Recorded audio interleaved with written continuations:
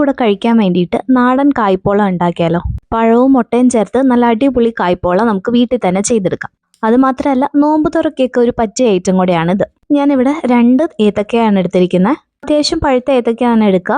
പഴത്തിൻ്റെ തൊലിയൊക്കെ കളഞ്ഞ് അതിൻ്റെ അകത്തുള്ള ആ കറുത്ത ഭാഗം നമുക്കൊന്ന് മാറ്റി കൊടുക്കാം. അത് കളയണമെന്ന് നിർബന്ധമൊന്നും. ഞാൻ പഴത്തിൻ്റെ സ്നാക്സ് ഒക്കെ ചെയ്യുമ്പോൾ ഇതുപോലെ ഈ സീഡ്സ് റിമൂവ് ചെയ്യാറുണ്ട്.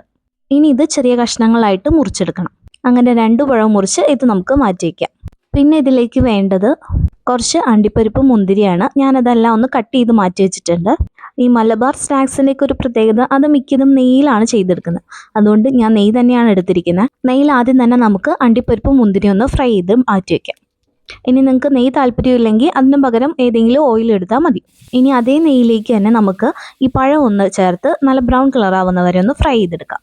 പഴം ഒന്ന് വാടി വരുമ്പോൾ നമുക്ക് അതിലേക്ക് ഒരു 1/2 ടേബിൾ സ്പൂൺ പഞ്ചസാര ചേർത്ത് കൊടുക്കാം.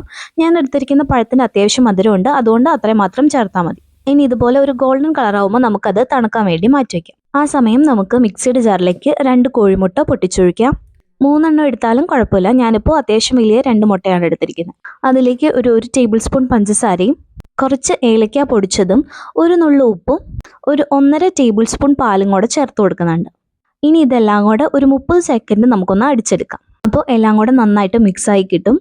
മുട്ടയുടെ മണം തോന്നുകയാണെങ്കിൽ അല്പം കൂടെ ഏലക്കാപ്പൊടി ചേർത്ത് കൊടുക്കാം. മധുരം കുറവാണെങ്കിൽ അല്പം പഞ്ചസാരയും ചേർക്കാം. ഈ മുട്ടയുടെ മിക്സ് നമുക്കൊരു ബൗളിലേക്ക് മാറ്റി കൊടുക്കാം. അതിലേക്ക് നമുക്ക് പഴം ചേർത്ത് കൊടുക്കാം. പഴത്തിന് ചൂടുണ്ടാവരുത്.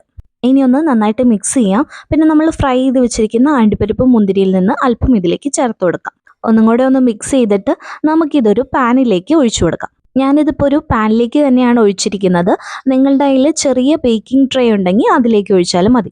ഇനി ഒരു പാനിൻ്റെ മുകളിലേക്ക് നമ്മൾ ആദ്യം ഒഴിച്ചു വെച്ചിരിക്കുന്ന ആ മിക്സ് ഉള്ള പാൻ വെച്ച് കൊടുക്കാം. പാനിൽ കുക്ക് ചെയ്യുന്നതുകൊണ്ട് തന്നെ കായ്പോളയ്ക്ക് അധികം കട്ടിയുണ്ടാവില്ല. അതേസമയം ബേക്കിംഗ് ട്രേ ആണെങ്കിൽ അല്പം കൂടെ കട്ടിയുണ്ടാവും. അതുപോലെ തന്നെ കുക്കിംഗ് ടൈമും പാനിൽ എനിക്കൊരു 10 മിനിറ്റ് താഴെയാണ് ആയത്.